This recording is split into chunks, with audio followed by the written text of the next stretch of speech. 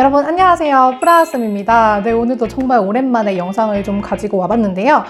제가 이렇게 오랜만에 촬영하는 영상에 빈손으로 올 수는 없기 때문에 또 여러분들께 좋은 소식 한 가지를 가지고 와봤습니다. 네, 대부분 제 유튜브 채널을 시청해주시는 선생님들께서는 미국 간호사 면허 시험인 NCLEX 시험, 그리고 앞으로 해외 간호사로서의 커리어에 굉장히 관심이 많으실 텐데요. 그래서 그런 선생님들을 위해서 저 RM 프라하, 그리고 의료직 전문 교육 컨텐츠를 제작하고 계시는 위너넷과 함께 새로운 NCLEX 온라인 강의를 소개해드리려고 합니다. 예!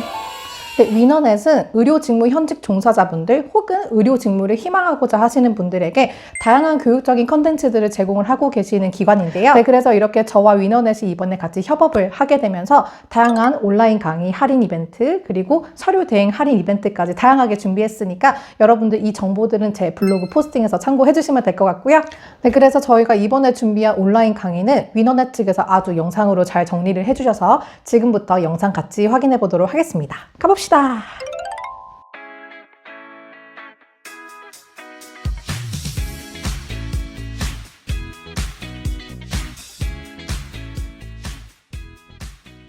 안녕하세요, 여러분. 오늘은 본격적인 공부에 들어가기 전에 우리가 준비해야 할 NCLEX 시험이 어떤 시험인지를 먼저 확실히 이해하는 시간을 가져보려고 합니다. 시험 자체가 한국 간호사 국가고시와는 많이 다르기 때문에 시험 구조와 규칙을 이해하는 것이 합격의 첫걸음이라고 할 수 있습니다. 자, NCLEX 시험은요, National Council Licensure Examination, 미국 또는 캐나다 간호사가 되기 위한 면허 시험이고요. 대한민국 간호사 국가고시와의 차이점은 바로 컴퓨터로 보는 시험이라는 것과 응시자의 능력에 따라 서로 각자 다른 문제가 제출된다는 점입니다. 그럼으로써 응시자마다 시험 시간을 다 다르게 갖게 되겠죠. 그리고 1년에 여러 번 응시가 가능하고요. 세계 각국에서 응시가 가능합니다. 자, 모든 시험 응시자들에게 주어지는 최대 시간은 총 5시간입니다. 문제풀이 능력에 따라 시험 종료되는 문항수와 그 시간이 다 다르겠죠. 그러나 최소 문제 85문제는 꼭 5시간 안에 풀어줘야 합니다. 자, NCLEX 시험의 CAT. 자, 어떤 걸까요? Computerized Adapted Testing. 컴퓨터 적응형 시험이라고 해서요. 컴퓨터가 응시자의 정답, 오답 패턴을 분석해서 실력 수준에 맞는 문제를 출제합니다. 예를 들어 A 응시자가 정답률이 높아요. 그렇다면 계속 시험해보는 어려운 문제들이 출제될 수 있겠죠. 자, 만약 B 응시자가 계속 정답률이 낮습니다. 그리고 취약한 파트가 있어요. 그럼 그 파트에 대한 조금 더 쉬운 문제들이 출제되면서 합격 기준에 맞는지를 계속 시험하는 시험입니다. 자, 그럼 왜 이런 방식을 쓸까요? 자, 수험생이 간호사로서 최소 안전 능력, 즉 합격선을 빠르고 정확하게 판별하기 위해서, 그러니까 모든 사람에게 같은 시험을 주는 것보다 개인별로 맞춘 시험이 짧은 시간에 신뢰도 높은 결과를 주기 때문입니다. 자, 모두 아시다시피 2023년부터 NCLEX의 신유형이 추가되면서 많은 변화가 있었습니다. 그 중에 가장 눈에 띄는 것이 바로 케이스 스터디 파트입니다. 자, 케이스 스터디에는 크게 두 가지 유형이 존재합니다. 첫 번째, Unfolding Case Study, 전개형 케이스 스터디라고 하고요.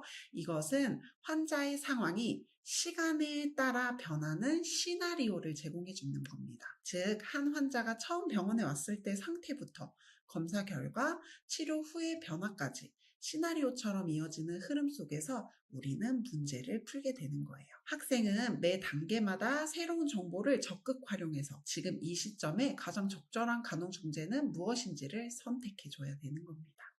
자, 하나의 상황당 6문제씩 묶어서 출제를 해서 총 3묶음 18문제를 풀게 되고요. 이건 모든 수험생들이 겪게 되는 문제입니다. 자, 다음은요. 우리 스탠드얼론 아이템 독립형 케이스 스터디라고 해서요. NCLEX 시험 응시자의 전체적인 문제풀이 능력에 따라 풀게 될 수도 안 풀게 될 수도 있지만 평균적으로는 7개 정도의 문제를 풀게 됩니다. 자, 특정 환자의 상황을 딱 한 시점만 보여주는 거예요. 그리고 문제를 출제해요.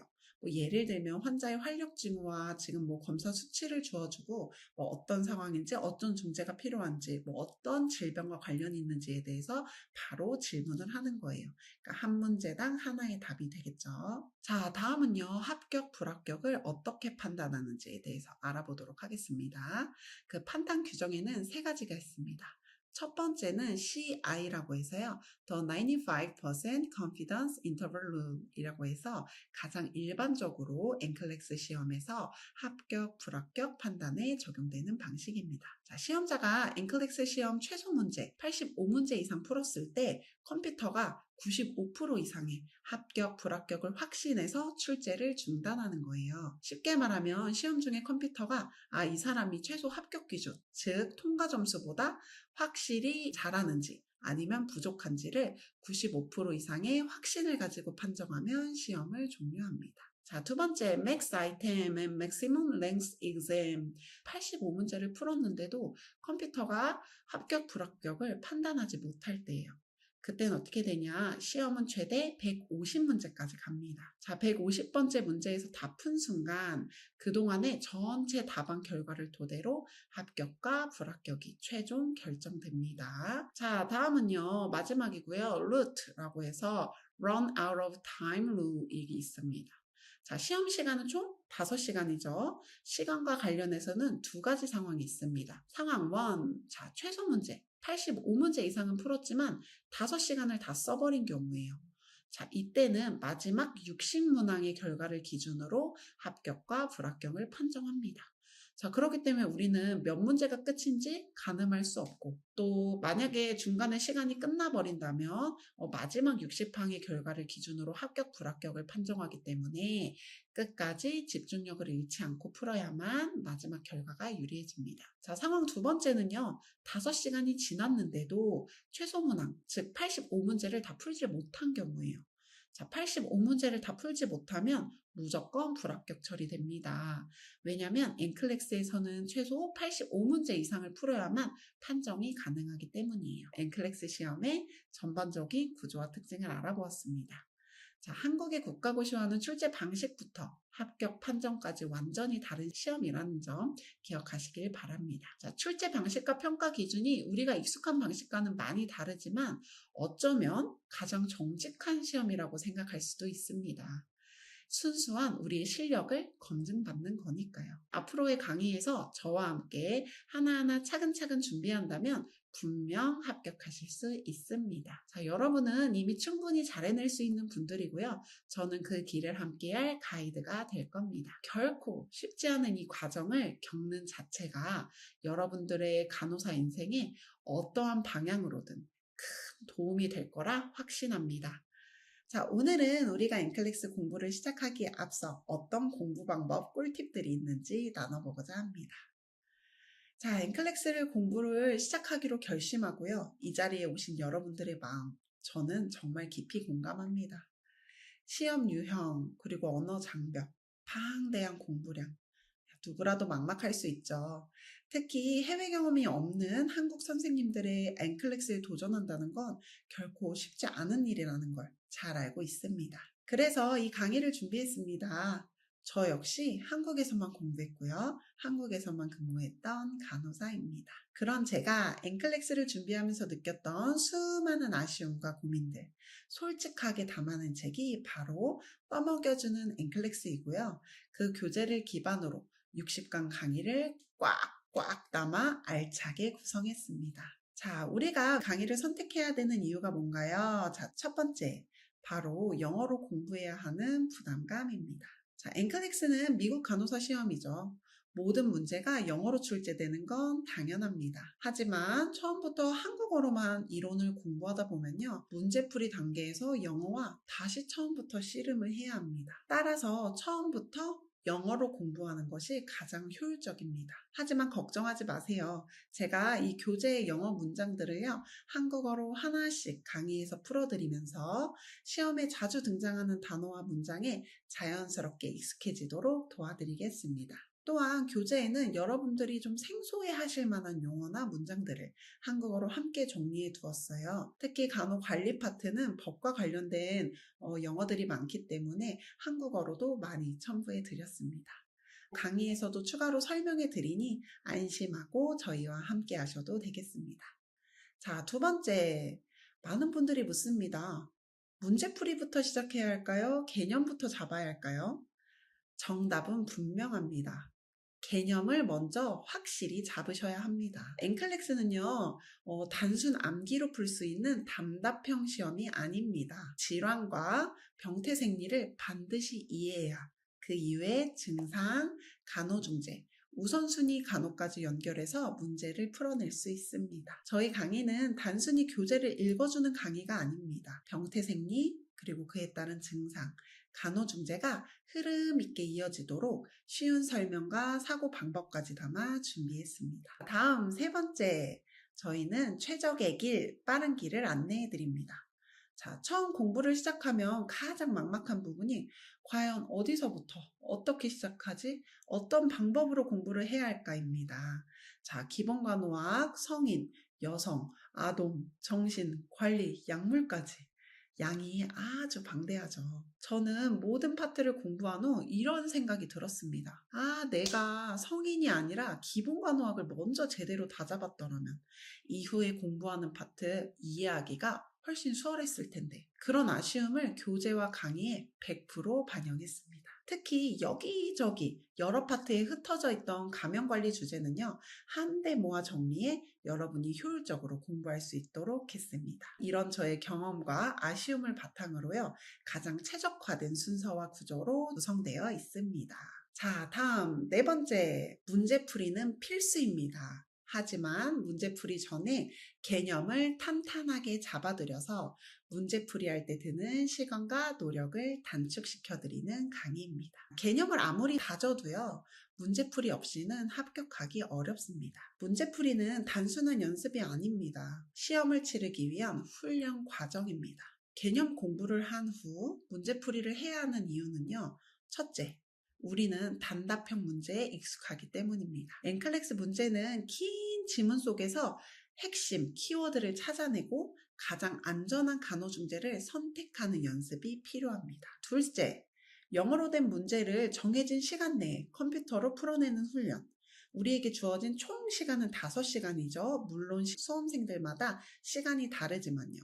하지만 최대 5시간 동안 영어로 된 문제를 컴퓨터로 풀어내는 훈련, 즉 끈기와 집중력 훈련이 반드시 필요합니다. 그래서 저희 강의는요, 문제풀이 들어가기 전에 반드시 필요한 개념들을 뼈대부터 탄탄히 다져드립니다. 이 기초를 잘 잡고 가신 분들은요, 문제풀이에 들어가서도 속도가 붙으실 테고요, 익숙한 단어와 개념이 나오니 훨씬 수월하게 문제를 풀어가실 수 있습니다. 자, 돌아가는 것 같지만 가장 빠르게 가는 길이라는 거 기억하세요.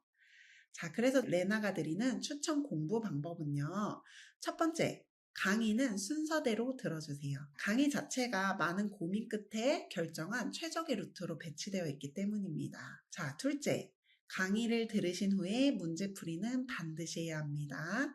특히 오답 해설이 충실한 문제은행 사이트를 활용해 주세요. 자, 질 좋은 해설은 개념에 살을 붙여나가는데 큰 도움이 됩니다. 자, 세 번째, 오답 정리는 필수입니다. 자, 문제풀이에서 새롭게 알게 된 부분은 반드시 기록해야 내 것이 되겠죠. 절대 간과하시면 안 됩니다. 그래서 문제풀이에서 새롭게 알게 된 부분이나 내가 부족하다고 느껴지시는 부분은 반드시 기록해야 내 것이 됩니다. 자, 그리고 강의는 반복해서 들어주세요. 자, 처음에는 저희 책을 펼쳐놓고 책상 앞에 앉아서 집중해서 들으시겠죠. 하지만 그 이후에 내가 특히 어렵게 느껴지거나 외워지지 않는 부분, 헷갈리는 파트들이 있으실 거예요. 그때는 출퇴근길이나 운동하고 있거나 카페에 조용히 앉으셔서 가볍게 듣는 걸 반복해 주세요. 이렇게 하면 내가 아는 부분과 모르는 부분이 자연스럽게 구분이 되면서 앞으로 공부를 해나가실 때 큰 자양분이 되게 됩니다. 자, 다음 마지막으로는요. 강의 속 팁을 놓치지 않는다입니다. 자, 강의를 진행하면서 제가 공부 방법에 대한 꿀팁들을 전해드리거든요. 특히 약물을 공부할 때 연상기억법을 활용한다던가 비교가 중요한 파트는 제가 표로 정리해드렸어요. 그 표를 잘 보고 기억해 두시는 등 합격에 큰 도움이 되는 팁들을 드렸으니까요. 절대 간과하고 넘어가지 마세요. 마지막으로 꼭 드리고 싶은 말은 이 강의는 단순한 정보 전달이 아니라요. 합격을 위한 최적의 길잡이라는 점입니다. 저와 함께 끝까지 달려가신다면 반드시 합격이라는 결실을 맺으실 수 있을 거예요. 여러분의 도전을 진심으로 응원합니다. 엔클렉스는 두려운 시험이 아닙니다. 준비된 자에게 기회가 되는 시험입니다. 이 마음으로 함께 해봅시다. 자, 오리엔테이션 강의 들어주셔서 감사합니다. 자, 우리 강의에서 만나요.